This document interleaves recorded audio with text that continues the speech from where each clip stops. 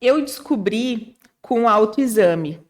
Então, o conselho que eu dou para todas as mulheres, igual você mencionou, jovens, com acima de 60, 70, enfim, todas, é esse conhecer si mesma, o se tocar, porque foi dessa forma que eu descobri.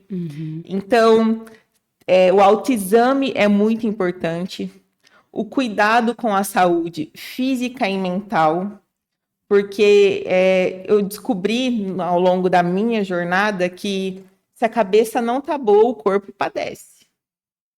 Então, esse cuidado físico e mental eu acho muito importante. E eu acho que nós mulheres, e também os homens, não estou excluindo, Sim. nós temos que ter coragem. Eu acho que coragem não é ausência de medo. Eu acho que Sim. como Nossa. você lida e como é que você encara mesmo tendo os medos. Uhum. Então, eu tinha e tenho milhões de medos. Só que pela minha filha, eu sou muito corajosa.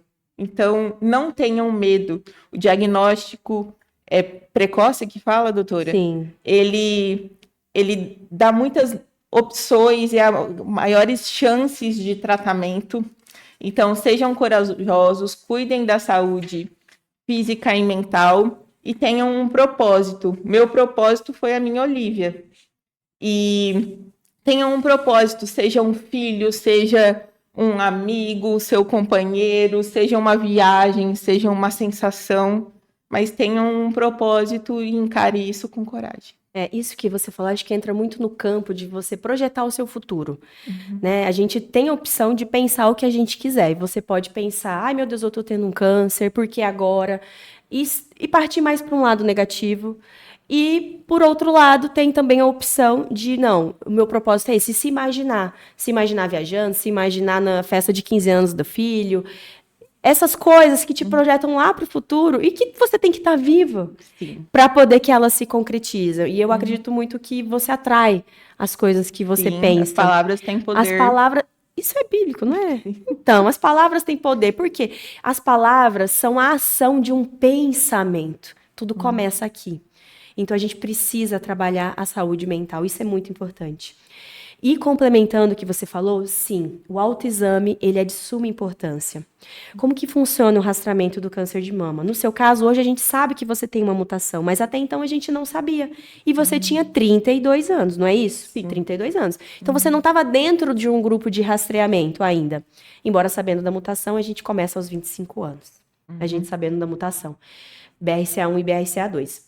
Mas como que funciona? O rastreamento começa aos 40 anos, e o que a gente recomenda para as mulheres abaixo dessa idade, sem histórico familiar e tudo, é que faça autoexame. O autoexame não é para saber o que você está palpando, porque muitas pacientes questionam isso. Ai, doutora, mas eu não entendo nada.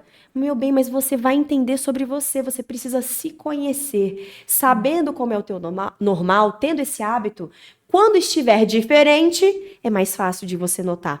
Mas isso não é protocolo que eu vou falar, mas dentro da gestação, e eu imagino que em breve isso vai mudar, porque nós estamos vendo sim uma mudança ali do eixo da idade que está acontecendo o câncer de mama. Tem acontecido cada vez mais cedo. A gente ainda não começa o rastreamento antes dos 40, mas eu penso que por estarmos maternando mais tarde, dos 30 aos 40, às vezes até um pouco depois disso, e por a gente ter essa inversão na idade que está se projetando para a faixa etária dos 30 aos 40, ainda não é em grande escala, mas está aumentando aos pouquinhos, eu acredito que talvez no futuro esse rastreamento venha para antes, mas eu acho que é interessante toda mulher no seu planejamento de engravidar, e talvez isso venha para mais cedo, né, mais em brevemente isso vai acontecer, a gente coloque nos exames de rotina para a gestação exames mamários. Lembrando que toda gestante ela tem que ser examinada na mama, no seu médico obstetra. Ele precisa ser examinada as mamas. Então, se uma mulher tem uma alteração na mama, não importa que alteração, apareceu um nódulo, tem que ser investigado. A pele ficou com aspecto de casca de laranja, que a gente chama de podorange, que é em francês. tem que ser investigado. A mama tá vermelha, tem que ser investigado. A mama puxou para dentro, tem que ser investigada. Qualquer alteração. Um linfonodo na axila, tem que ser investigado. Tudo tem que ser investigado. Então, apareceu uma alteração na mama, obstetras, encaminhem para o mastologista, para a gente ter a certeza de que seja alguma coisa. E aí a gente vai investigar que exames que nós podemos fazer, que eu imagino que tenham essa dúvida. Ultrassonografia de mamas é liberado em qualquer fase da gestação, em qualquer fase da amamentação, enfim, é sempre liberado. Mamografia é um exame que também as pessoas acham que não pode fazer na gestante, mas pode. Primeiro, nos primeiros trimestres, o útero está lá embaixo. No último trimestre, o útero já está mais em cima. Mas o raio-x da mamografia, porque a mamografia é um raio-x, ele é muito baixo. Ele não faz mal para o bebê. Então, numa necessidade, eu tenho um nódulo, tenho que investigar a possibilidade de um câncer, mesmo que tivesse alguma possibilidade, é risco-benefício. O benefício é maior. Precisa investigar se essa mulher tem um câncer. Pode fazer. Só que o que acaba que a gente faz? Por mais que não... por mais que não afete o bebê, a gente ainda coloca uma proteção aqui na região do abdômen. Então, se torna mais seguro ainda e pode ser feito. Em relação à ressonância nuclear magnética, não sei se você chegou a fazer esse exame, aquele que a gente entra dentro de um tubo, a máquina faz bastante barulho e demora um tempinho mais o exame, ela pode ser feita na gestação. A gestação não é uma contraindicação total. Isso se deve ao gadolínio, não à ressonância em si. Só que ressonância sem contraste, que é o gadolínio, não adianta nada para a mama. Não nos ajuda. Então, melhor não fazer. Então, numa necessidade, né, muito necessária, uma paciente que vai mudar a conduta para tratar, ou se não a paciente, por exemplo, tem uma descarga mamilar sanguinolenta, mamografia e ultrassom normais. A indicação é ressonância. Eu tenho que fazer ressonância. Então, numa suspeita de câncer, uma descarga, e aí todos os outros exames normais, eu vou ter que fazer ressonância. Então, a gente pode fazer. E na amamentação, ele é seguro. O gadolínio, ele tem uma meia-vida de 2 horas, é excretado em 24 horas totalmente pelo rim, e o que passa para o bebê no leite é 0,0004% da dose. É muito baixo, então ele é seguro de fazer na amamentação. Algumas mães, então vou ficar 12 horas. Pode, mas é seguro, tá bom? Então é isso.